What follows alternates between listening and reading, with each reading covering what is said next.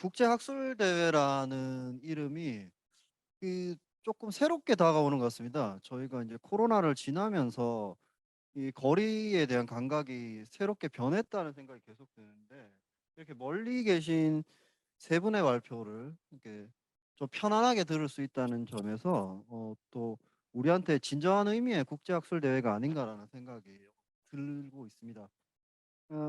오후 첫 발표로는 중국 길림대학의 한길로 선생님께서 관찰과 기행에서 정거와 공존의 공간 우로라는 제목으로 그 1910년대 중국 심양의 한인 유림에 대해서 발표를 해 주시겠습니다. 어, 전체 시간이 1시간 정도 주어져 있는데요. 자유롭게 발표를 해 주시고 뒤에 이어서 토론을 진행하도록 하겠습니다. 한길로 선생님 들리시나요? 예, 잘 들립니다. 제 목소리 잘 들리십니까? 아, 예, 잘 들립니다.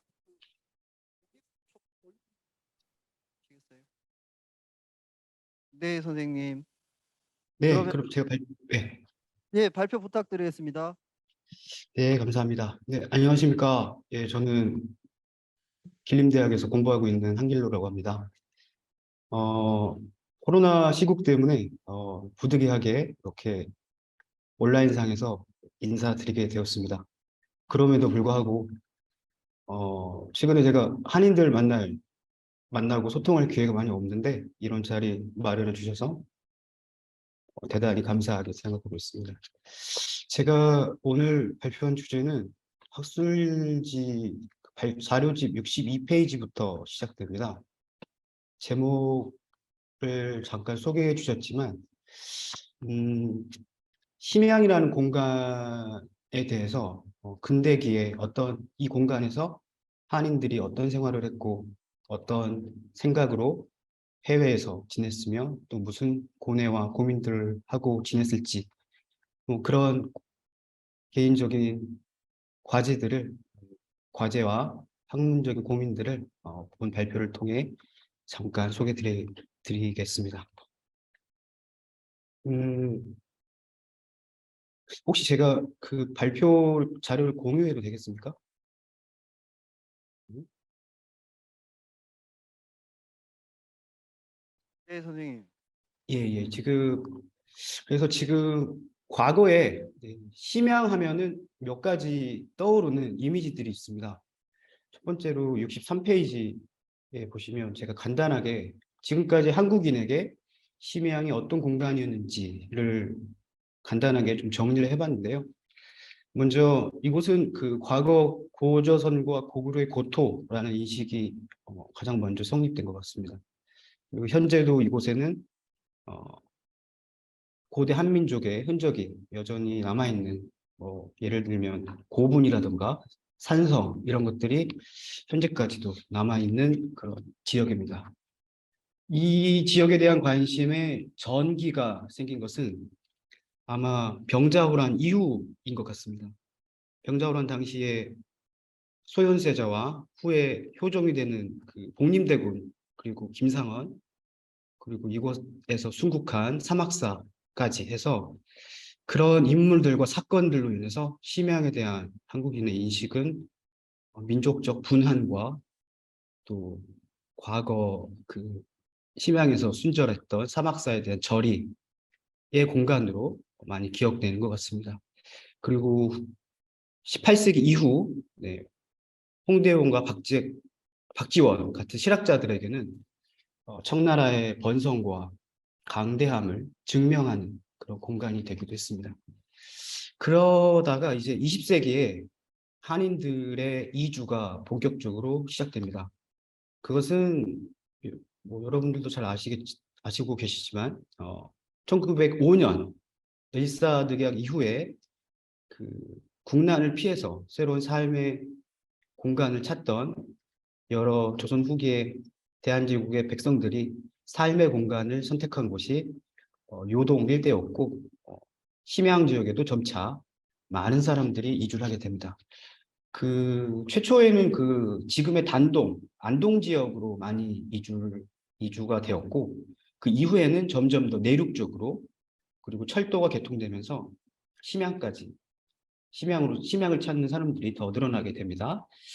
그런데 그 심양이라는 공간과 근대 한인 이 어떤 관계를 맺고 있는지에 대한 연구는 다소 부족한 것이 아닌가라는 그런 문제의식 하에 발표문을 준비했습니다. 특히 이제 이곳의 영남 지역 유림들이 많이 정착하면서 이 지역이 갖는 상징성과 지역의 의미가 좀 더 확대되었다고 본인은 판단합니다. 그래서 이곳이 이제 유교만을 위한 공간이 아니고 독립운동을 보조하고 동포들의 안식처로서 각인되고 상기되는 그런 공간이 되기도 했고요. 이 유림들은 기본적으로 문인들이지 않습니까? 그래서 이곳에서 함께 시를 짓고 서로 편지를 주고받는, 그래서 새로운 문학의 용토가 되었고 새로운 층의 작품들이 창작되는 주요 공간이 되었다, 이렇게 생각해서 관점의 확장이, 심양에 대한 관점의 확장이 필요하다고 판단하고 있습니다. 64페이지로 가겠습니다. 그래서 저는 본격적으로 영남 유림들의 심양 정착이 이루어진 1914년부터 18년까지 약 5년 동안에 이곳에서 어떤 일들이 있었고 또 무엇을 이들이 했는지에 대해서 간단하게 설명을 드리겠습니다. 유림들이, 영남의 유학자들이 이쪽에 왔기 때문에 이곳은 유학사적으로 굉장히 의미 있는 공간이 됩니다. 또 그들이 단지 유학만을 위한 활동을 하는 것이 아니라 독립운동의 한 방략으로 유교 운동을 진행했기 때문에 이것은 독립운동사에서도 주목할 만한 공간이라고 판단합니다. 또 한국 문학사, 특히 한문학사에서도 새로운 층위에 그다음에 전혀 다른 정서를 담고 있는 한시들이 창작되었다는 점에서 더욱더 주목되는 공간이라고 생각을 합니다. 제가 이곳에서 본 논문에서 제가 다루고자 하는 인물들은 크게 다음과 같습니다. 먼저 한계 이승희 선생이 중심이 되고요. 그다음에 그의 아들 이기인, 그다음에 소천 조정규 선생, 도암 정돈섭, 그리고 정산 이현덕, 송은 안창재, 서주 김사진, 이분들과 연관된 작품들을 중심으로 언급을 드리겠습니다. 모두 영남 지방에서 이주한 유학자들인 것을 우리가 확인할 수가 있습니다. 이곳이 제가 언급하려고 하는 공간인데 1번이 보시면 여기에서 한국 유림들이 개척 농장을 수립하려고 했던 지역입니다. 여기가 덕흥보라는 공간인데 이 뒤쪽이 후덕촌이라고 합니다. 그러니까 뒤덕흥보촌. 그래서 제가 판단컨대 1, 2번 이 일대가 한국 유림들이 정착했던, 그리고 한국 한인들이 함께 머물렀던 공간이라고 현재 추정이 됩니다.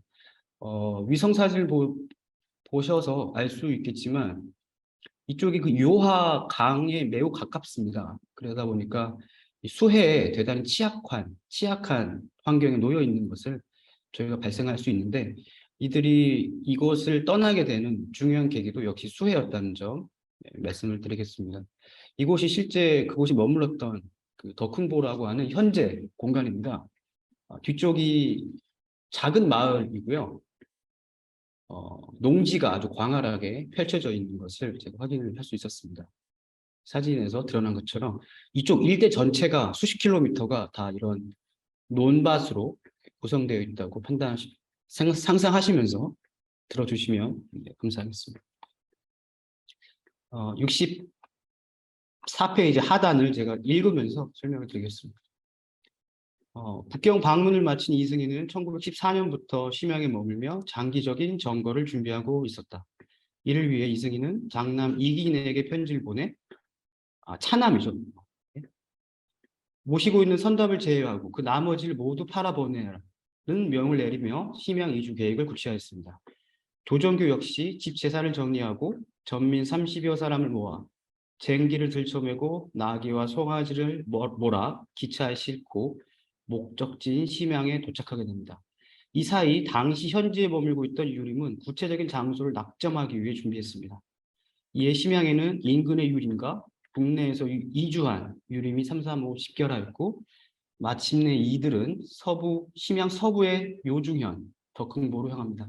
1915년 2월 20일의 일이었습니다. 제가 방금 보여준 사진이 그 덕흥보 사진이었습니다.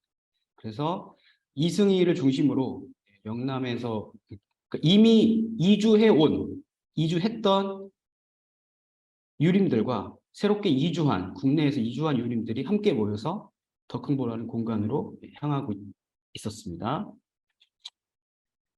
그 당시에 그럼 왜 농장을 개척하려고 했을까라고 하는 의문이 남습니다. 저 넓은 땅에 유학자들이 왜 농장을 개척하려 했을까? 이런 의문이 듭니다.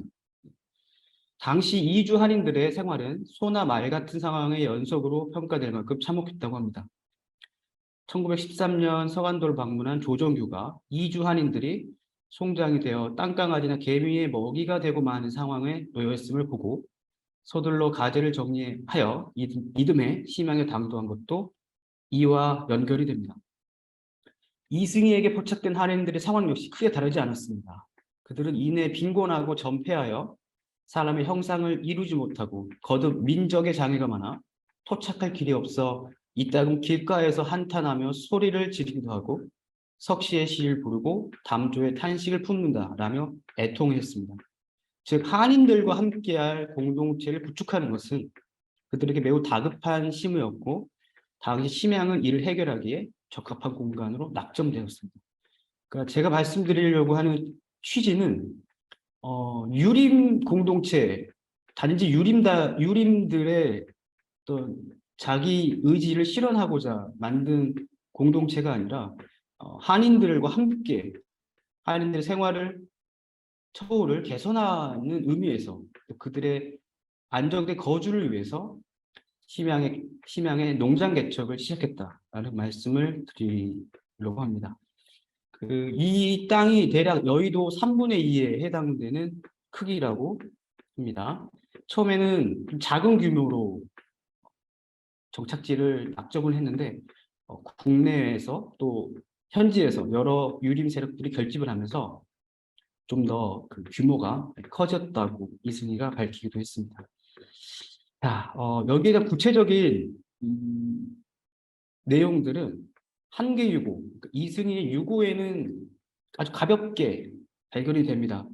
뭐 하수에 대한 범람, 지리에 대한 이해 미흡, 일본 21개조 요구와 같은 그런 여파라는 배경을 설명하는데 그 정산 이현덕 선생의 북정일록이라는 책에 보면 현지에서의 생활이 대단히 비교적 상세하게 나와 있는 것을 확인했습니다. 그래서 공고에서 이 기회를 통해 제가 조금 설명을 드리고자 합니다. 처음에 이현덕이 와서 그러니까 이승희와 조정규를 만나려고 합니다. 66페이지로 넘어가겠습니다. 그런데 덕흥보에 가려고 하니까 아직 물이 많다라고 만류하고 있는 상황입니다. 그러니까 4월 초부터 이미 그쪽 재해의 그 흔적이 발견되는 그런 상황인 것을 알 수 있습니다. 그리고 다른 동료들과 함께 현실 문제를 토론하기도 하고요. 이 바도라는 공간으로 다시 정착지를 모색합니다. 그러니까 한 군데, 덕흥보라는 공간 한 곳에 의지하면서도 다른 공간을 또 계속 찾아다니는 그런 상황임을 알 수 있습니다. 이때 20대였던 이현덕 선생이 노독이 굉장히 심했다라고 표현을 해서 알 수 있듯이 대략 그 당시에는 기차가 있었지만 기차를 타고 심양까지 도착하는 그 기간이 매우 그러니까 여독이 그러니까 굉장히 고난한 길이었다라는 것을 실토하고 있습니다. 또 동사해라는 공간에 가서 밭을 구할 계획을 갖고 있었고요. 또 요화구에 가서 그러니까 다른 공간을 계속 탐색하면서 공동체의 공간을 지속적으로 모색하고 있었음을 알 수 있습니다.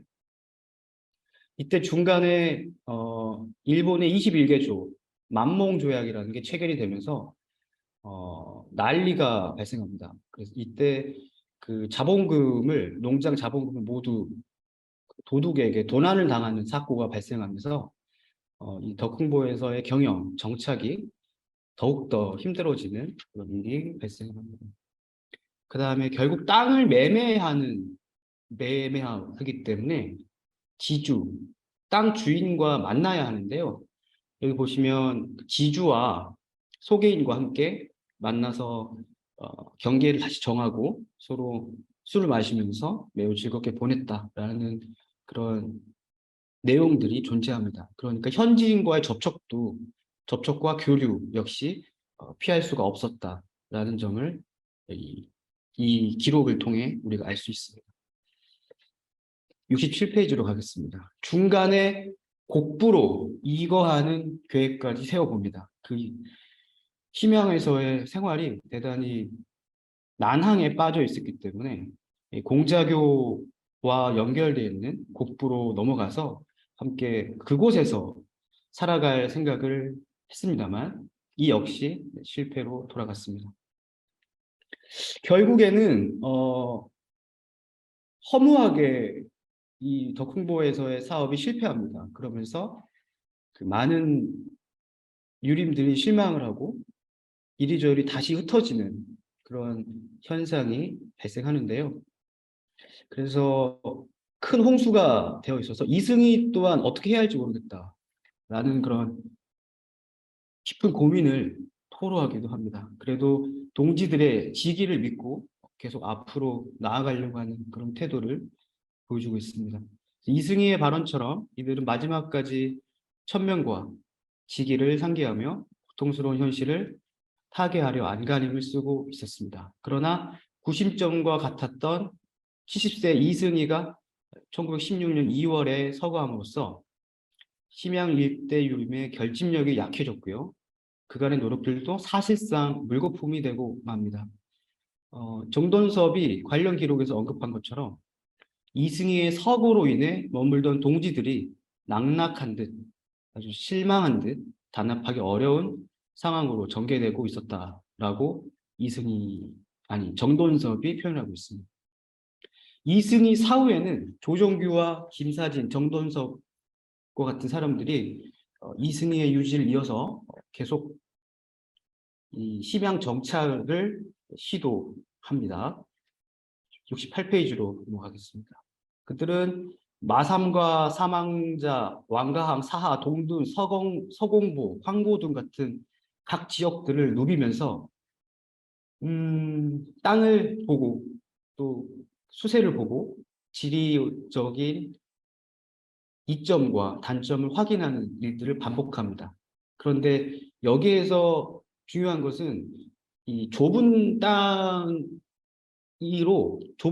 만족할 수 없었던 이유는 군대와 학교까지 염두하는 공동체를 구성하고 있었기 때문에 비교적 땅이 넓어야 되는 상황이었고 또 다소 그 보안 문제도 충분히 검토해야 하는 그런 상황에 있었습니다. 결국에는 17년을 기점으로 심양에서의 정착이 사실상 좌절됩니다. 그래서 17년 김사진과 정돈섭이 귀국하고 18년에는 조정규 선생이 귀국하면서 심양의 집단적인 정착 시도, 유교 공동체 구축은 사실상 물거품이 되었다고 할 수가 있겠습니다. 하지만 이런 실패가 주는 교훈과 의미가 있다고 생각합니다. 중간에 읽어보겠습니다. 다만 이역에 던져진 한국 동포들 향한 동포애 역시 이들의 정착 시도를 지속하게 만드는데 상당히 중요한 몫을 했다는 점도 간과할 수가 없습니다.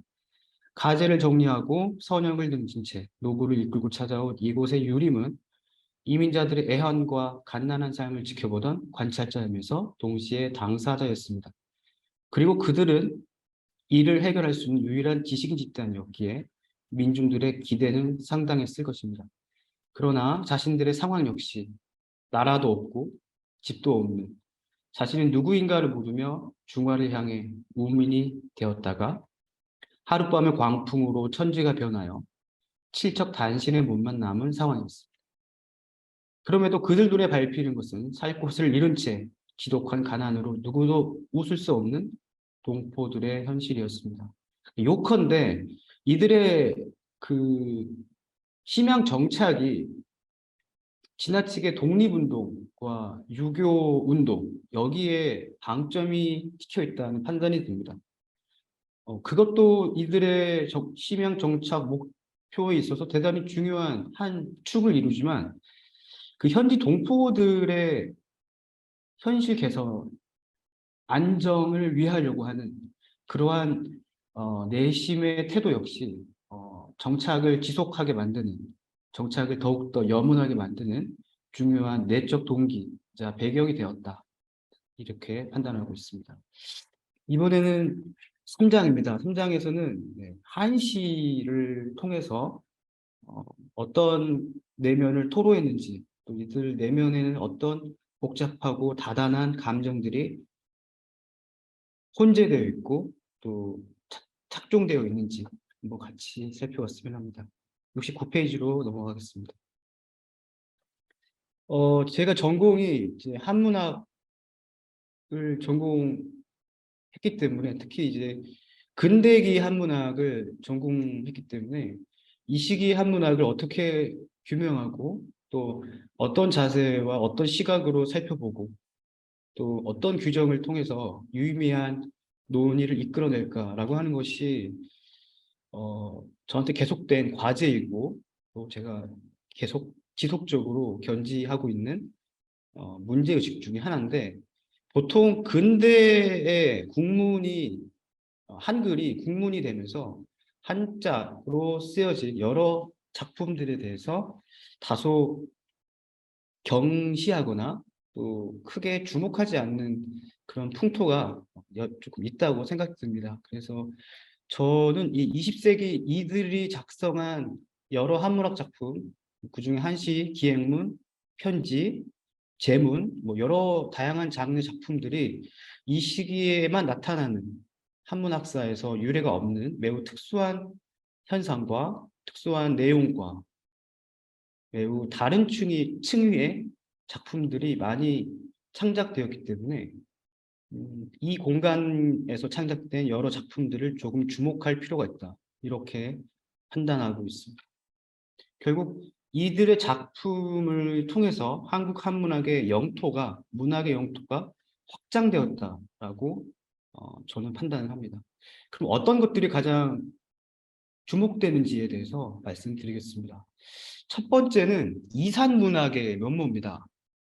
그 근대기부터 시작된 한국의 그 디아스포라 문화에서 이 초기 이민을 했던 유학자들에 대한 작품 논의가 거의 지금 이산 문학에서는 검토가 되지 않고 있는 상황입니다. 하지만 제가 판단하는 것은 초기 한국 이산 문학의 출발선에 이들의 작품들이 언급되어야 한다라고 감히 생각을 하고 있는데요. 첫 번째 볼 작품은 이승희 선생이 15년에 심양에 머물면서 작성했던 한시입니다. 중양 독자 고원 황화라는 작품입니다. 공천석 북 우중양 요업 황화 제고향 각참 노와 방성 전진 풍상 함향 토향 이렇게 되어 있습니다. 고향을 그리워하는 이산자의 면모가 대단히 잘 드러나 있다고 해서 여러분께 소개를 드렸습니다. 봉천성 밖, 지금의 심양이죠. 심양 밖에서 중양절을 맞이한 그 이승희의 고독과 이산 가족에 대한 또 고향에 대한 그리움이 잘 나타나 있다고 생각이 듭니다. 하지만 여기에서 전진이라고 표현되어 있는 것처럼 당시의 봉천의 현실이 대단히 혼란스럽기 때문에 더욱더 그 이승희의 고뇌와 우려가 좀 더 가중되고 있는 그런 상황을 보여주고 있어서 말씀드렸습니다. 여러 작품들을 보면 이들에게 있어서 가장 힘든 것은 건강 문제였습니다. 이 건강 문제가 왜 그랬냐면 그 혹시라도 사망을 하게 되면 이 심양 일대 그 평원에 묘지를 쓰기가 굉장히 어려웠기 때문에 또 반장을 하는 것도 굉장히 당시에는 쉽지가 않았던 상황이 있어서 건강에 대한 걱정, 그리고 묻힐 땅, 그리고 고향에 돌아가야 하는 그런 걱정들이 이들에게 많이 있었던 것 같습니다. 실제로 이승희 선생도 심양에 묻히려고 했지만 적당한 땅을 구하지 못해서 결국 반장을 시도했는데 그때 안창제 선생이 그건 고인의 유지와 어긋난다고 해서 매우 항의하는 그런 해프닝도 있기도 했는데요.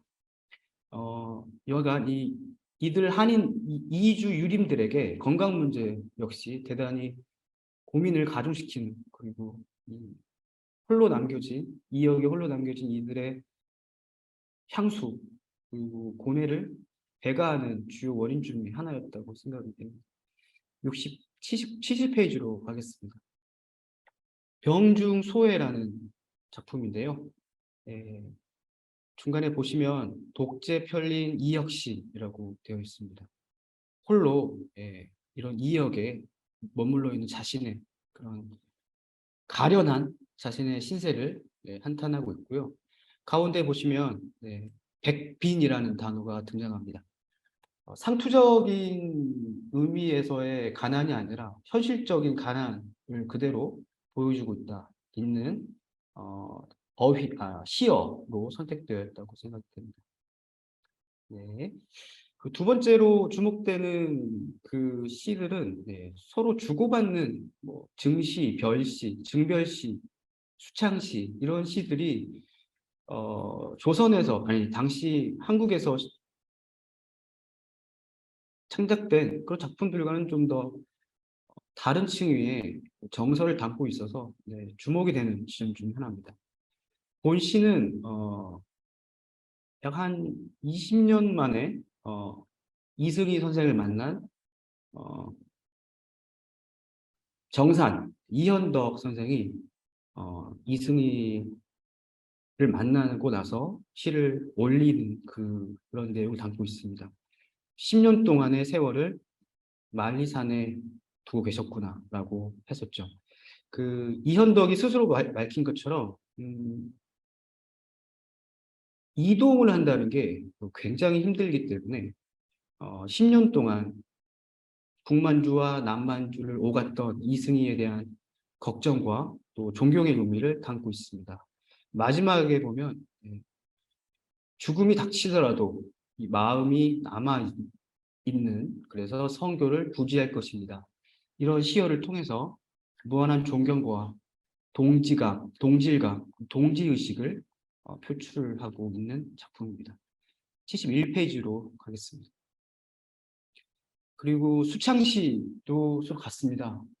사람이 가끔 술도 한잔하고 시회도 열어서 고단한 이역 생활의 슬픔을 달래고 서로 위안하고 격려하는 시간도 갖기도 했습니다. 아래의 시는 안창제 선생이 주변의 봉천성에 머물고 있던 분들과 함께 나눈 시입니다. 여기 중간에 보시면 취후 비가 망국한, 취한 후에 슬픈 노래를 부르면서 망국의 한을 달래고 있지만 때맞춰 만난 정다운 대화에 이것은 고인들의 마음과 같다 이렇게 표현하면서 서로 위안과 격려의 의미를 서로 담고 있는 그런 작품이어서 여러분께 소개해 드렸습니다. 72페이지로 가겠습니다. 이건 시외에서 창작된 시입니다. 정돈섭 선생의 시입니다. 역시 망국의 눈물 이런 단어들이 보이고요. 서로 술을 주고받는, 그다음에 천지무가 일검한, 칼 같은 추위 속에 집이 없는 채로 지내고 있는 그 자신의 내심을 표출하면서 동료들에 대한 기대, 의지, 함께 이 난관을 극복하려는 의지를 동시에 보여주고 있다. 이렇게 판단이 되는 그런 작품입니다.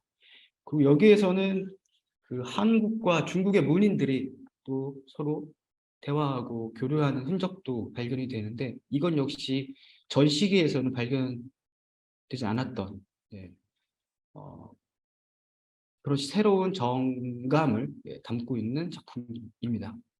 73페이지로 넘어가겠습니다. 이거 역시 이승희 선생의 작품인데요. 조진보라는 사람과 함께 만나서 진모라는 그 중국인 문인과 같이 대화하고 있는, 서로 시를 나누고 있는 모습을 담고 있습니다. 이역이지만 같은 나라이다. 아까 말했듯이 이곳이 고토라는 의식이 있었기 때문에 서로 이렇게 정감을 나누고 있고요.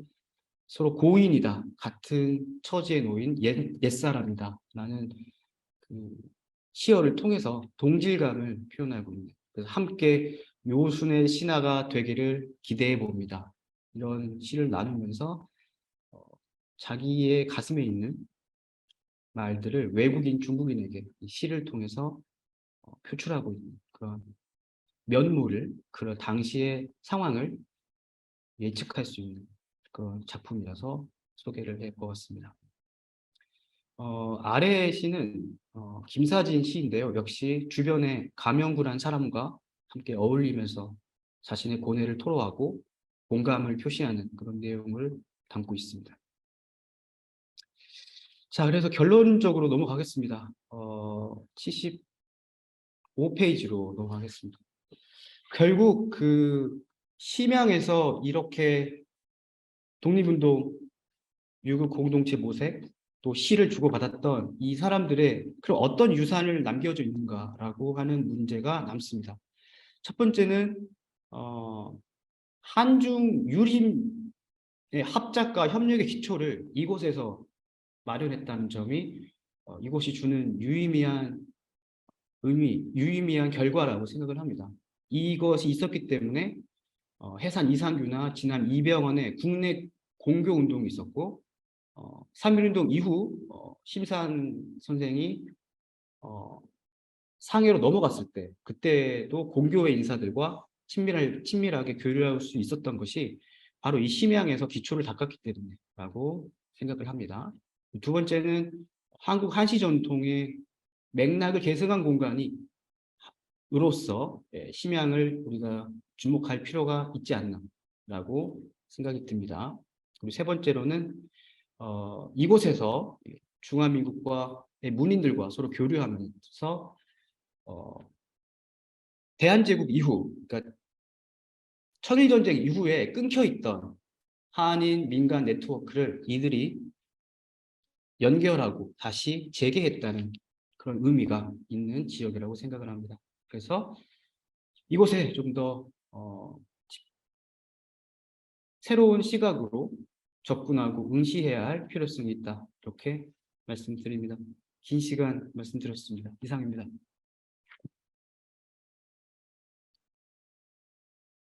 어, 네. 네, 한길로 선생님 발표 잘 들었습니다. 그 중국 심양이 꽤 먼 공간인 줄 알았는데 영남 지역과의 관계를 그 사진까지 보여주시면서 설명을 해주셔가지고 좀 다르게 느껴진 것 같습니다. 특히 이게 그 우리 관점에서는 어떻게 느껴질지 모르겠지만 1910년대라는 어떤 그 정치적인 상황, 그 정세 속에서 그 이민의 역사, 민족의 문제가 함께 있는가 하면 그 속에서 또 문학적인 어떤 특징들이 드러난다는 면에서 좀 의미 있는 공간이 아니었던가, 공간이 가지는 또 문학적인 의미를 생각할 수 있는 발표였던 것 같습니다. 예, 한길로 선생님의 그 발표에 대해서는 저희 중국 길림 외국어대학에 있는 전설현 선생님이 토론을 해주시겠습니다. 전설현 선생님 목소리 들리시나요? 네, 선생님 잘 들립니다. 네, 선생님 그러면 토론 부탁. 죄송합니다. 토론 부탁드리겠습니다. 네, 알겠습니다.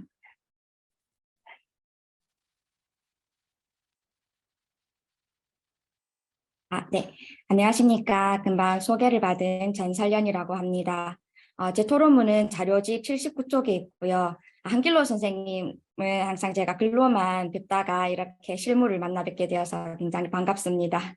제가 읽으면서 아마 오독을 했을 수도 있고 해서 궁금한 점들을 좀 나열해서 읽으면서 토론을 좀 대신하도록 하고자 합니다. 혹시나 오독한 점이 있다면 양해 좀 부탁드립니다. 먼저 그러면 용어 관련해서 한번 여쭤보도록 하겠습니다. 선생님께서는 이제 여기에서 이제 한국 지식인, 한국 요림, 한인 요림, 한인 이주민 등의 용어가 지금 혼용되고 있습니다. 발표문 이쪽입니다. 이제 그래서 이제 본거에서 다루고 있는 인물과 작품들의 경우 특수한 역사의 시기인 만큼 특히 이제 분단 이전이기 때문에 그 중립적인 용어가 필요하지 않을까라는 개인적인 생각이 들었습니다. 그래서 혹시라도 이제 한국 지식인이나 한국을 붙인 다른 특별한 사유가 있는지 좀 궁금하고요. 그 두 번째 같은 경우는 이제 그 소재 제목에 대해서 좀 궁금했는데요. 현재 이제 그 발표문에서는 한인 지식인들이 땅을 개간해서 이주민들을 안착시키고자 한 것에 대한 기술이 좀 대부분의 비중을 차지하고 있습니다. 그러나 이 시기 이제 발표문에서도 어느 정도 밝혔듯이 동삼성 공교회의 발기의 취지 중 하나가 바로 그 공자의 도를 가르칠 학사를 좀 세우는 것에도 있었습니다. 후진 양성을 위하는 것이 이제 양성하는 것에 있었다고 이제 볼 수가 있겠습니다. 이는 이후 이제 한계가 그 발표문에서도 아까 나왔는데 공교 교과론을 이제 집필한 것과도 연관이 됩니다. 그렇다면 이제 안민을 향한 이들의 분투는 단순히 이제 황무지를 개간하는 것에 머물렀다고 보는 것보다는 후학 양성 등의 문제도 어느 정도 조금 비중 있게 다루어져야 되는 게 아닌가라는 생각이 들었고요. 이에 대해서 이제 선생님의 의견이 좀 궁금하고요. 아울러서 또 이 시기 한인 지식인들이 한인들의 정착을 위해서 노력한 것 중에 하나가 그 바로 입적 문제가 좀 이제 대두되지 않을 좀 대두된다고 생각이 됩니다. 왜냐하면 그 한인들의 입적 문제, 중국 입적 문제에 대한 문제도 좀 같이 좀 논의가 이제 되어야 되는데 이는 이제 궁극적으로 이제 그 공교회의 최종 목적과도 어느 정도 이제 연관이 있고 또한 이제 그 선생님의 논의를 조금 더 풍부히 하는데 어느 정도 도움이 되지 않을까 생각이 듭니다. 그리고 그 세 번째는 이제 크게 이제 두 가지 정도 문제인데요. 본 발표문의 논제가 이제 관찰과 기행에서 정보와 공간의 공간이라는 이제 큰 타이틀입니다. 그런데 이제 그 논문의 내용은 정착지 모색 및 그것의 실패와 관련된 서술들이 좀 주를 이루고 있었습니다. 네, 그래가지고 결국 이제 한인 지식인들이 정보와 공존을 위해서 노력은 했지만 좀 결실은 이루지 못했다고 이제 볼 수 있지 않을까 생각이 듭니다. 그렇다면 이제 제목이 좀 조율이 될 필요가 있지 않을까라는 생각이 들고요. 또 이제 그 소제목에서 심양이라는 지역으로 이제 한정을 했는데 이 지역 한인들의 삶을 묘사한 자료들이 혹시라도 더 있는지 궁금하고요. 있다면 좀 소개 좀 부탁드리겠습니다. 또 하나 더 이제 심양이라는 공간을 특정 지었지만 이제 논문의 기소리에서는 또 공간의 의미가 크게 좀 두드러지지 않는 것 같아서 아울러 이들 행적이 좀 또 문학사나 유학사적으로도 이제 유의미한 궤적이었다고 판단하고 계셨습니다. 근데 이제 그 근거가 조금 더 풍부히 제시될 필요가 있지 않을까 좀 생각이 듭니다.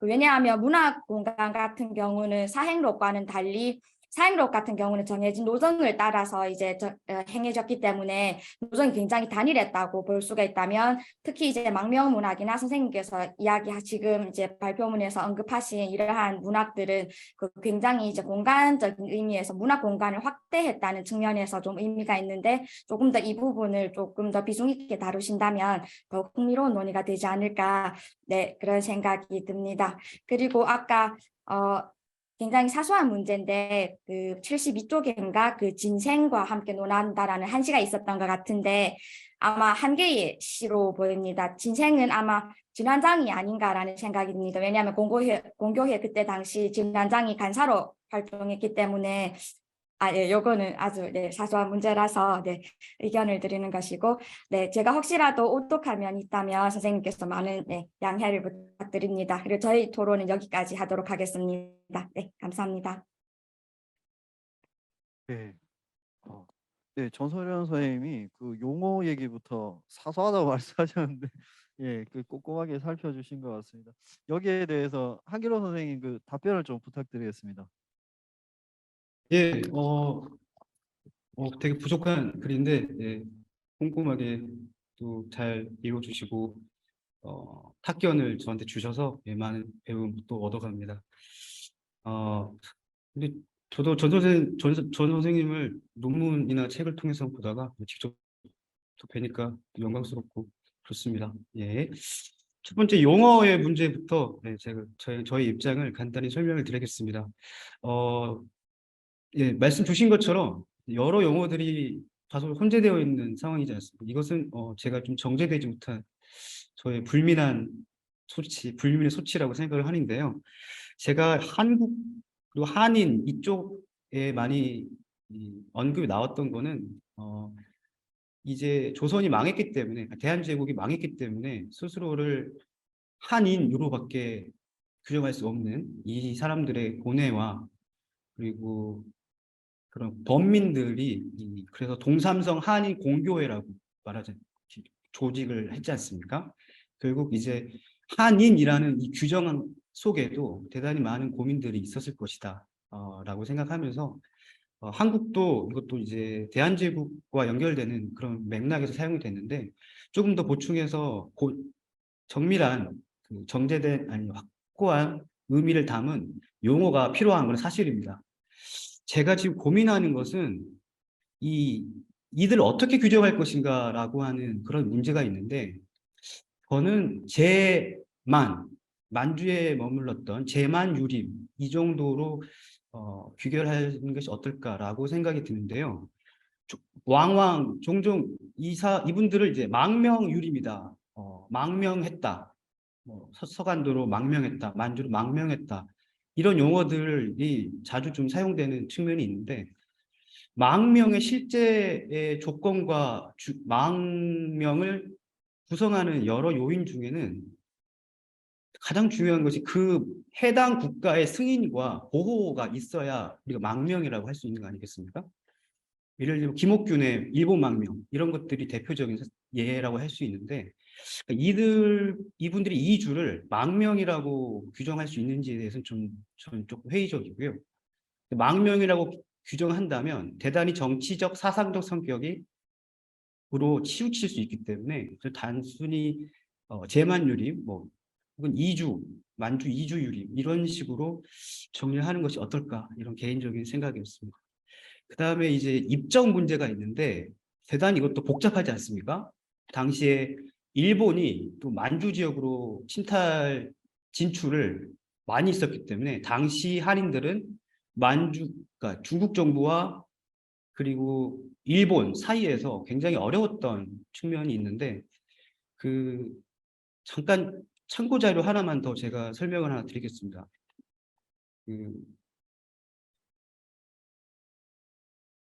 보시면은 당시의 상황을 보여주고 있는 몇 가지 참고 자료인데요.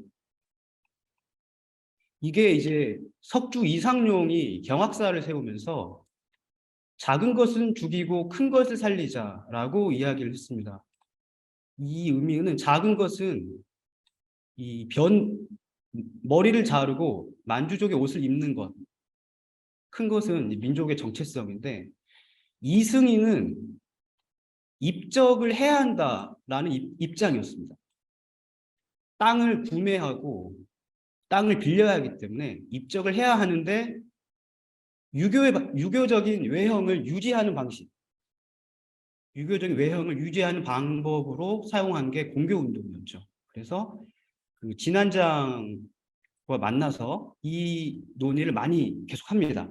그런데 안타까워하는 건 정계에서 지방정부에서 이것이 잘 의도대로 해소되지 않았던 문제가 있었죠.